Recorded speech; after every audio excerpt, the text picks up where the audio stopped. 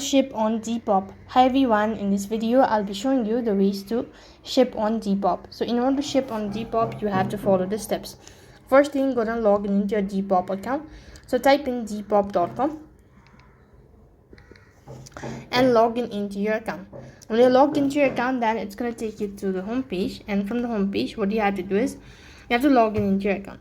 So when you're logged in, you'll be taken or directed to the summer home page, dashboard page. So there you need to go ahead and locate the item that you wish to ship.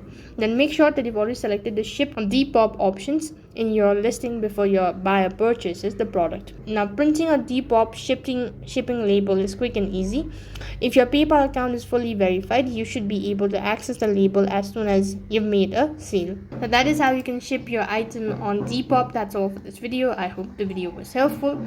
Make sure to like, share and subscribe to our channel. Thank you for watching. See you in the next video.